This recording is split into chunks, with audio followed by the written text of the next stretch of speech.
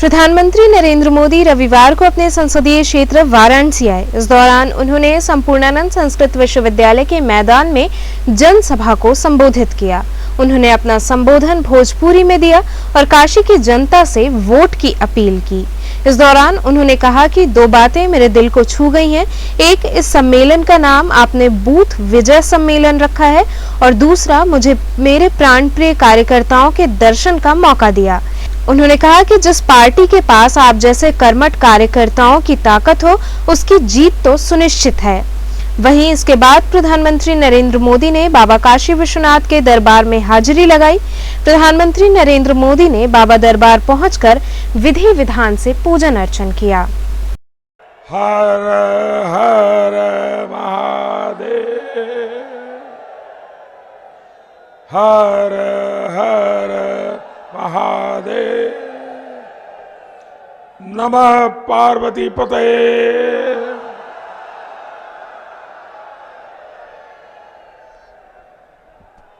आप सब काशीवासी लोगन के प्रणाम हो। ई बनारस पर हमें नाज हो। बनारसी लोगन के मेहनत और लगन पर भरोसा हो।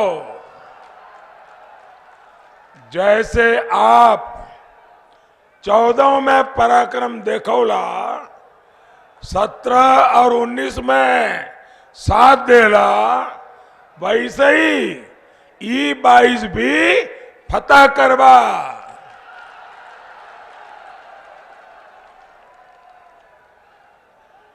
काशी अयोध्या से शुरू भयल विकास का यात्रा तभी आगे बढ़त आई जब यूपी में फिर से भाजपा का प्रचंड बहुमत का सरकार वापस आई।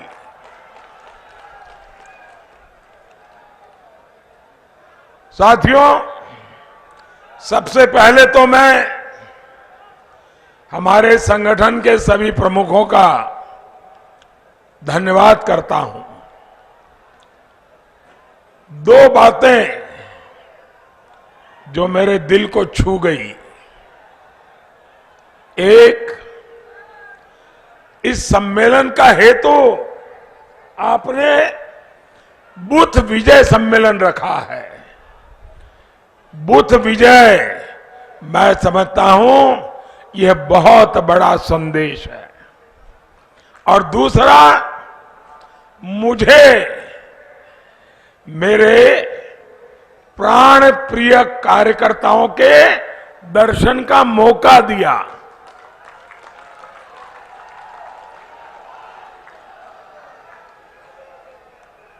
आप सबके पास आकर के, आपके दर्शन पाकर के मैं अपने जीवन को धन्य अनुभव करता हूं।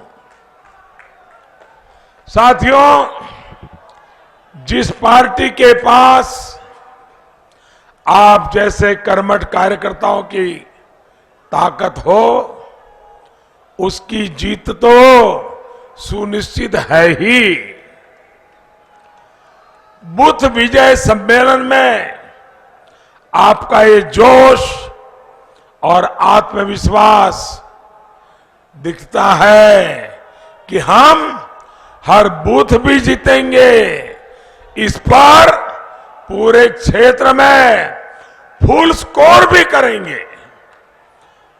और मैं जानता हूं भाजपा का कार्यकर्ता चुनाव के आखिरी दिन तक आराम नहीं करता। पार्टी जो भूमिका देती है, आप उसमें जी जान लगा देते हैं। भाइयों बहनों, मेरा इतने सालों का अनुभव है कि पार्टी का आदेश वैसे तो समाज और देश के हितों की दृष्टि से होता है, लेकिन उससे हमें बहुत कुछ पाने को, सीखने को मिलता है। अब आप मुझे देखिए, मुझ जैसे कार्यकर्ता को पार्टी ने बनारस भेजा और मुझे बनारस मिल गया। मैं बनारस का ही होकर रह गया।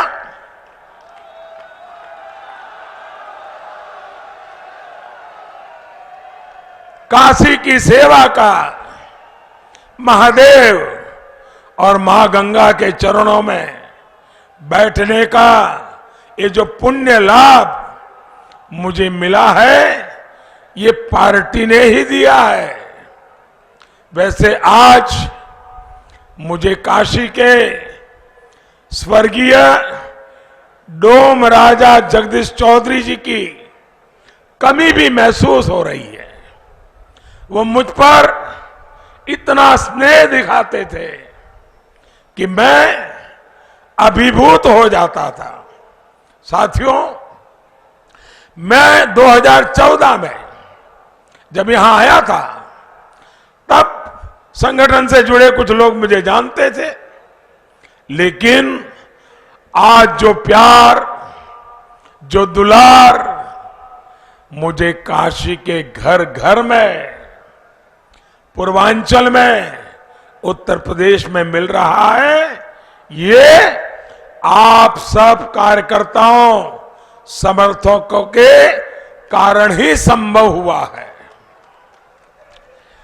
मुझे तो आपने देश की सेवा की इतनी बड़ी जिम्मेदारी दी हुई है। मैं दिल्ली में काम में लगा रहता हूं।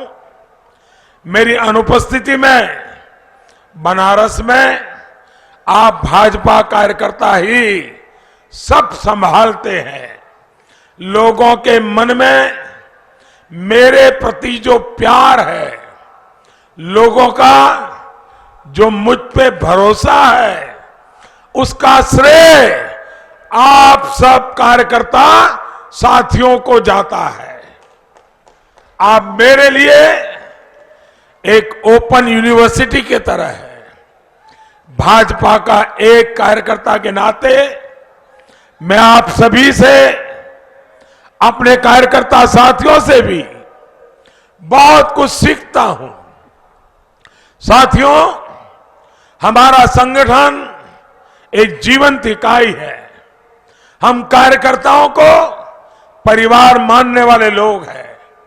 अपनी पार्टी को अपनी निजी प्रॉपर्टी मानने वाले ये गैर परिवारवादी लोग हमारा मुकाबला नहीं कर सकते। भाजपा संगठन शक्ति और कार्यकर्ता के बल से चलने वाला दल है। दूसरी तरफ वो पार्टियां हैं जिनके लिए धन बल और बाहुबल यही उनकी ताकत है। भाजपा कार्यकर्ता देश के लिए काम करते हैं, अपने स्वार्थ से ऊपर उठकर इदम न मम इसके भाव से काम करते हैं। हम सभी के लिए हमेशा से व्यक्ति से ऊपर दल और दल से ऊपर देश, यही हमारा जीवन रहा है। हम चुनाव जीतते हैं, लेकिन साथ ही लोगों का दिल भी जीतते हैं। पहले जिन गैर परिवारवादियों ने सरकार चलाई, उनकी पार्टी की पहचान के साथ गुंडागर्दी और माफियावाद जुड़ा हुआ है। भारतीय जनता पार्टी की पहचान उसका कार्यकर्ता है और भाजपा कार्यकर्ता की पहचान उसकी सेवा है। कोरोना काल इसका ताजा उदाहरण है। इस दौर में पार्टी ने सेवा ही संगठन अभियान चलाया और मैं जानता हूं कि किस तरह भाजपा हर कार्यकर्ता जनसामान्य की सेवा के लिए लगा रहा। हमारे कार्यकर्ताओं ने लोगों तक राशन पहुंचाया, घर घर दवाइयां पहुंचाई, मास्क बांटे, जरूरत पड़ने पर रक्तदान किया, बुजुर्गों को इलाज की सुविधा जुटाने में मदद की। बनारस में कितने विदेशी नागरिक भी फंस गए थे, लेकिन काशी के लोगों ने और कार्यकर्ताओं ने उन्हें भी कोई तकलीफ नहीं होने दी। जनता जनार्दन की सेवा और राष्ट्रभक्ति का यही भाव लेकर आपको हमेशा लोगों के बीच जाने का जो हमें सूत्र मिला है, जिसको काशीवासियों ने सिद्ध किया है, ये मेरे लिए गौरव की बात है। हम सेवा करने ही राजनीति में आए हैं। ये 1-2 दिन की रिहर्सल नहीं, 1-2 साल का कोर्स नहीं, बल्कि ये सेवा एक महायज्ञ है जो जीवन की आखिरी सांस तक अनावरत चलते रहना चाहिए। साथियों, अभी शिवरात्रि आने वाली है। पूरे देश से लोग काशी आएंगे। बाबा भोलेनाथ के दर्शन के लिए लोग घंटों लाइन में लगते हैं। काशी में आए बाबा के भक्त बाबा के ही रूप होते हैं।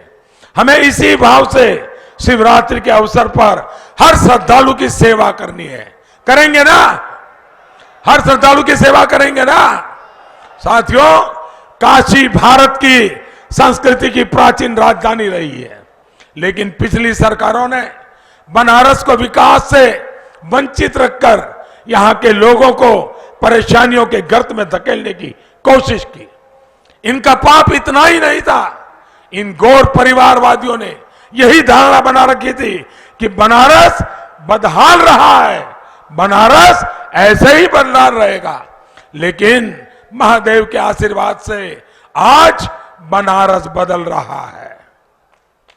आज काशी विश्वनाथ धाम काशी और देश की गरिमा के अनुरूप हमारी पहचान की भव्य झांकी बनकर खड़ा है। कितने समय बाद बाबा का धाम और मां गंगा फिर से एक बार जुड़े हैं। आज मां गंगा स्वच्छ हो रही है और गंगा के घाट भी स्वच्छ हुए हैं, उनमें नए पत्थर लगे हैं। मुझे खुशी होती है जब लोग ये कहते हैं कि एयरपोर्ट से शहर अब जल्दी पहुंच जाते हैं। लोग जब बहुत गौरव के साथ बनारस में हो रहे सुंदरीकरण के कार्यों की तस्वीरें सोशल मीडिया पर डालते हैं तो मुझे भी अच्छा लगता है। अब बनारस के पास नया हाईवे भी है, रिंग रोड भी है और रुद्राक्ष जैसे आधुनिक केंद्र भी है। भाइयों बहनों, जब ये गौर परिवारवादी सरकार में थे तो यूपी के विकास के लिए, गरीबों के लिए हम जो भी काम लेकर आते थे उसमें ये अड़ंगा लगा देते थे। लेकिन बीते 5 साल में डबल इंजन की सरकार ने यूपी के विकास की पूरी ईमानदारी से कोशिश की है। आज यूपी की जनता इस बात को समझ रही है, यूपी में हुए विकास कार्यों को देख रही है। लेकिन मैं चाहता हूं आप सभी भाजपा के कार्यकर्ता लोगों को इन कार्यों के बारे में निरंतर जागरूक करते रहें। स्वास्थ्य के क्षेत्र में हमने जो काम किया है वो यूपी में मेडिकल कॉलेजों की संख्या से पता चलता है। 2017 से पहले यूपी में प्राइवेट और सरकारी मिलाकर कुल 33 मेडिकल कॉलेज थी। आज यूपी में प्राइवेट और सरकारी मेडिकल कॉलेजों की संख्या 65 हो गई, करीब करीब डबल। ये है भाजपा सरकार के काम करने की रफ्तार। 2017 से पहले जो सरकार थी उसने अपने 5 साल में यूपी के शहरों में 40,000 से भी कम, पूरे उत्तर प्रदेश की बात बता रहा हूं, 40,000 से कम घर बनाए थे। जबकि भाजपा की सरकार ने अपने 5 साल में यूपी के शहरों में करीब करीब 10 लाख घर बनवाए हैं। आप मुझे बताइए, कोई मुकाबला है क्या इन दोनों के बीच में? और साथियों, जब तक इनकी सरकार थी इन्होंने गरीबों का मकान बनने से रोकने के लिए हर संभव कोशिश की थी। बनारस में इनकी सरकार के 5 सालों में 1,500 से भी कम घर बनवाए थे, 1,500 से कम। जब आपके एक वोट ने परिवारवादियों को इनके आलीशान महलों में भेज दिया, जब आपने भाजपा सरकार को प्रचंड बहुमत से जिताया तो स्थितियां बदलनी शुरू हुई।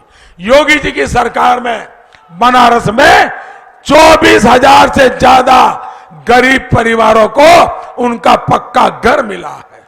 साथियों, हमारी भाजपा सरकार ने सौभाग्य योजना के तहत यूपी के करीब करीब 1 करोड़ घरों में बिजली का मुफ्त कनेक्शन दिया है।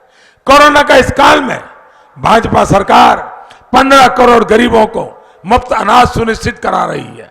इसमें भी 9 करोड़ पिछड़ा वर्ग के हैं, 3 करोड़ दलित है और 3 करोड़ सामान्य वर्ग के हैं। यूपी के 2 करोड़ 60 लाख से ज्यादा किसानों को पीएम किसान सम्मान निधि का 43,000 करोड़ रुपए का सीधा पैसा उनके बैंक खाते में मिला है। मेरे कार्यकर्ता साथियों, गंगा जी की सफाई को लेकर जितना भाजपा सरकार ने किया है उतना पहले कभी नहीं किया गया। यूपी में करीब करीब 11,000 करोड़ रुपए की लागत से 53 परियोजनाओं पर काम हुआ है। यहां रामनगर में, रमना में सीवेज ट्रीटमेंट प्लांट काम शुरू करना हम शुरू कर चुके हैं। बनारस में गंगा जी में गिरने वाले 80 से ज्यादा नालों का पानी अब पहले ट्रीटमेंट के लिए जा रहा है।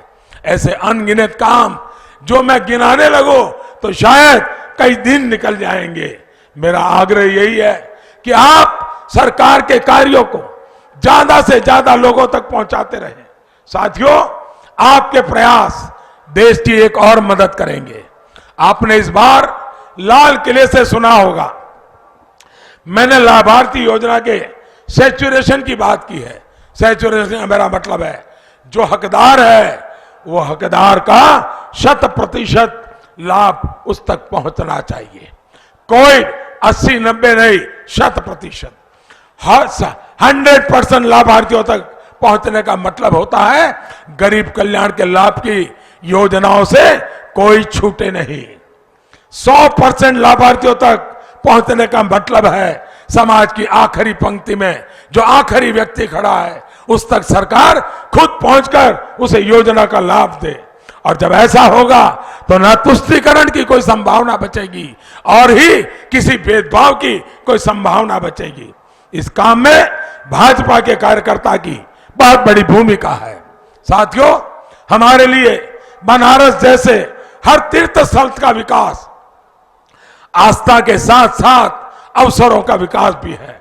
बनारस हो, अयोध्या हो, प्रयागराज हो, जब यहां विकास होता है तो अपने आप अपने साथ पर्यटन की अनेक संभावनाएं लाता है। इससे स्थानीय युवाओं को रोजगार मिलता है। लेकिन जो अपराध को उद्योग मानते हैं वो आस्था से जुड़े विकास कार्यों और उससे बनी जो नई संभावनाओं को भी वो हमेशा सांप्रदायिक चश्मे से देखते हैं। भाइयों और बहनों, काशी तो अविनाशी कही जाती है और काशी के लोग जब भी विश्वनाथ धाम परियोजना को लेकर गर्व का अनुभव कर रहे थे तो उस समय हमने एक और अनुभव किया। हम सभी ने देखा कि भारत की राजनीति में कुछ लोग किस हद तक नीचे गिर गए हैं। मैं किसी की व्यक्तिगत आलोचना करना पसंद नहीं करता और न ही किसी की आलोचना करना चाहता हूं, लेकिन जब सार्वजनिक रूप से काशी में मेरी मृत्यु की कामना की गई तो वाकई मुझे बहुत आनंद आया, मेरे मन को बहुत सुकून मिला। मुझे लगा कि मेरे गौर विरोधी भी ये देख रहे हैं कि काशी के लोगों का मुझ पर कितना स्नेह है। उन लोगों ने तो मेरे मन की मुराद पूरी कर दी। इसका मतलब ये कि मेरी मृत्यु तक न काशी के लोग मुझे छोड़ेंगे और न ही काशी मुझे छोड़ेगी।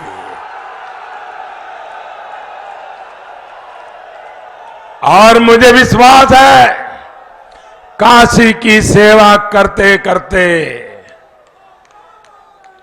अगर मेरी मृत्यु लिखी होगी तो इससे बड़ा जीवन का सौभाग्य क्या होगा।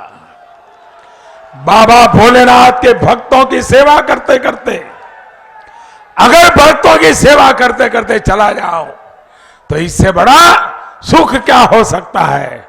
साथियों, उन गोर परिवारवादियों को मालूम नहीं है ये जिंदा शहर बनारस है। ये बनारस मुक्ति के रास्ते खोलता है और अब बनारस विकास के जिस रास्ते पर चल पड़ा है वो देश के लिए गरीबी से मुक्ति के रास्ते भी खोलेगा, अपराध से मुक्ति के रास्ते खोलेगा। यही मार्ग परिवारवाद में जकड़े भारत के लोकतंत्र को भी मुक्ति का रास्ता दिखाएगा। साथियों, पिछली सरकारों में हालत यह हो गई थी कि बेखौफ अपराधी बाबा विश्वनाथ मंदिर से सोना काट करके ले गए थे, मंदिरों से मूर्तियां चोरी हो जाती थी, महादेव की काशी को भूमाफियाओं, ड्रग्स माफियाओं के हवाले करके इसकी पवित्रता नष्ट करने की कोशिश हो रही थी। काशी में घाटों पर, मंदिरों पर बम विस्फोट होते थे। आतंकी बेखौफ थे क्योंकि तब की समाजवादी सरकार उनके साथ थी। सरकार आतंकियों से खुलेआम मुकदमे वापस ले रही थी, लेकिन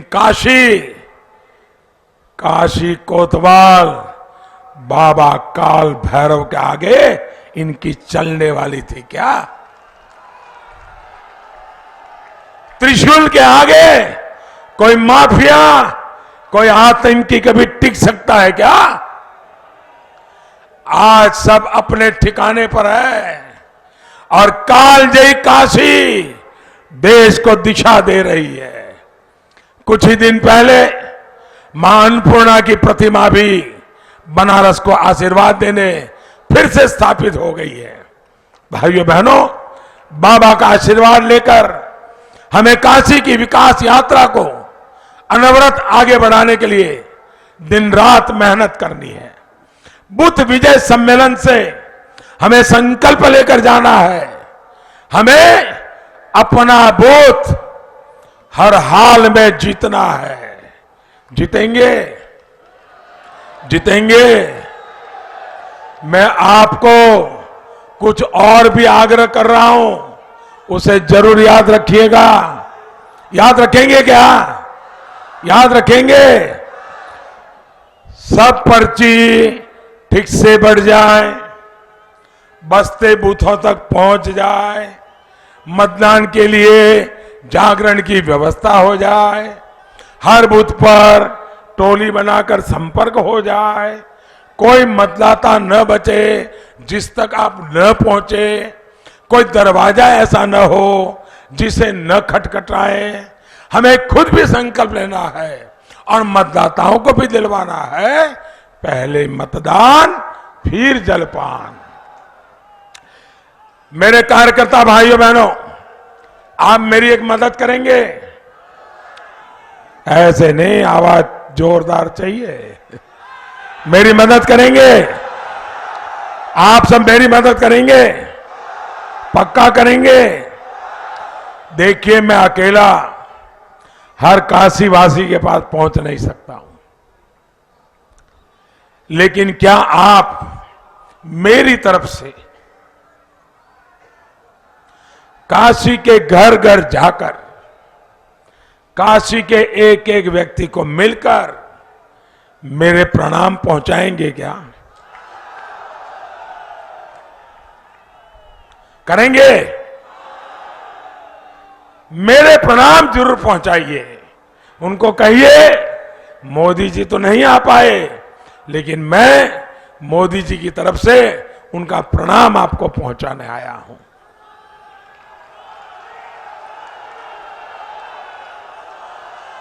आप घर घर जाएंगे, घर घर जाएंगे, हर घर जाएंगे, हर किसी को मिलेंगे, मतदान के लिए तैयार करेंगे।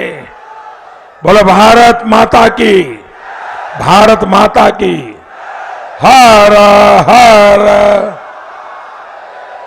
हर हर महादेव।